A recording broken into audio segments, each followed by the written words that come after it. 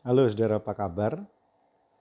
Kiranya sehat dan terus diberkati. Ketika berbicara tentang semangat, saya teringat ayat selanjutnya bacaan kemarin. Mazmur 127 ayat yang kelima. Demikian bunyinya. Berbahagialah orang yang telah membuat penuh tabung panahnya dengan semuanya itu. Ia tidak akan mendapat malu apabila ia berbicara dengan musuh-musuh di pintu gerbang. Apa nih artinya, saudara? Ini berbicara tentang semangat itu adalah energi. Dia sebuah kekuatan. Dan kekuatan ini mampu mendorong kita untuk melakukan hal yang luar biasa. Tapi seperti pada umumnya energi bisa habis, bisa berkurang, bisa melemah, bisa kosong. Jadi harus diisi lagi.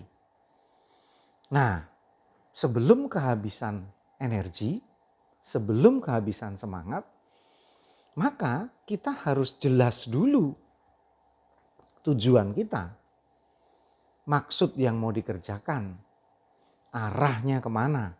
Jadi artinya perlu persiapan. Persis seperti yang firman Tuhan katakan tadi.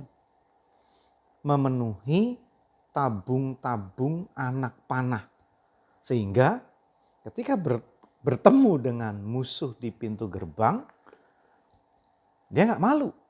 Karena dia punya cukup bahan, kekuatan, punya cukup energi untuk melakukan pekerjaan itu sampai tuntas.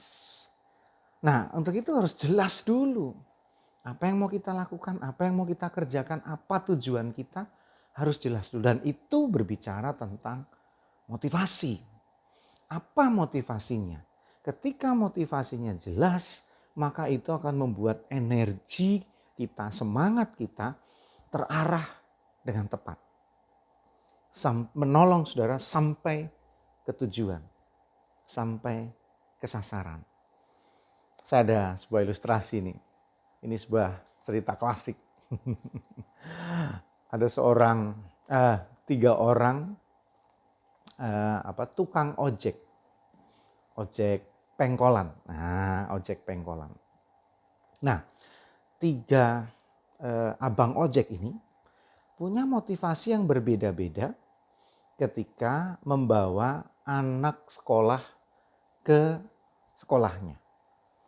Yang pertama, kalau ditanya, apa tujuanmu membawa anak-anak ini sampai ke sekolah? Saya butuh duit. Sehingga saya dibayar oleh orang tua anak ini, saya antar sampai sekolah. Duit tujuannya. Itu yang pertama. Yang kedua, kenapa kamu antar anak ini ke sekolah selamat sampai tujuan? Daripada nganggur, saya malu kalau di rumah diomongin orang. Ini laki-laki gak ada kerjaan, ini laki-laki cuma nganggur. Maka saya isi waktu dengan ya syukur-syukur dapat uang tambahan. Tapi yang penting saya ada aktivitas, saya ada kesibukan. Itu orang yang kedua. Nah, berbeda lagi dengan orang yang ketiga. Dia dengan semangat setiap hari mengantar anak-anak ini dari rumah masing-masing sampai ke sekolah, kemudian menjemputnya, dia hantar tidak kurang satu apapun. Kalau ditanya apa motivasimu? Orang ini mengatakan, saya membawa seorang calon presiden. Wow, luar biasa kan saudara ya. Jadi tukang ojek ini melakukannya setulus hati, sebaik-baiknya, dengan tujuan anak yang dia hantar ini, yang dia bonceng ini, sampai ke tujuan pulang dengan selamat, gitu ya. Sampai di tujuan belajar dengan baik, menimba ilmu, menjadi cerdas, menjadi pandai, menjadi pemimpin di masa depan.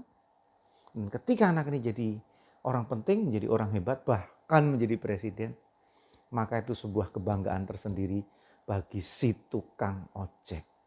Nah, saudara, tujuannya jelas, arahnya jelas, motivasinya jelas, membuat semangat berbeda. Semangatnya jadi berbeda. Orang yang pertama, kalau bayarannya kurang, bayarannya terlambat, lain persoalannya. Orang yang kedua, kalau udah ada pekerjaan lain, udah ada kesibukan lain lagi persoalannya. Berbeda dengan orang yang ketiga, apapun yang terjadi, dia akan hantar anak ini dengan selamat, tidak kurang satu apapun, dan menjemputnya, mengantar pulang dengan selamat. Motivasi berbeda, tujuan berbeda, semangatnya berbeda. Ketika jelas arahnya, maka semangat itu akan mendorong kita untuk sampai tujuan dengan baik. Persiapkan saudara, hidup yang harus saudara jalani. Perhitungkan betul-betul, ya, tata betul-betul, sehingga saudara tidak melakukan hal yang sia-sia, tidak kelelahan di tengah jalan, karena nggak jelas mau ke kanan apa ke kiri. Kalau sudah demikian, kalau sudah kelelahan, maka energi saudara akan habis, semangat saudara akan habis, tapi tujuan tidak tercapai. Jangan sampai terjadi kepada diri saudara. Masih bersama dengan saya, Pendeta Yudi dalam Renungan Emas. Esok masih ada solusi.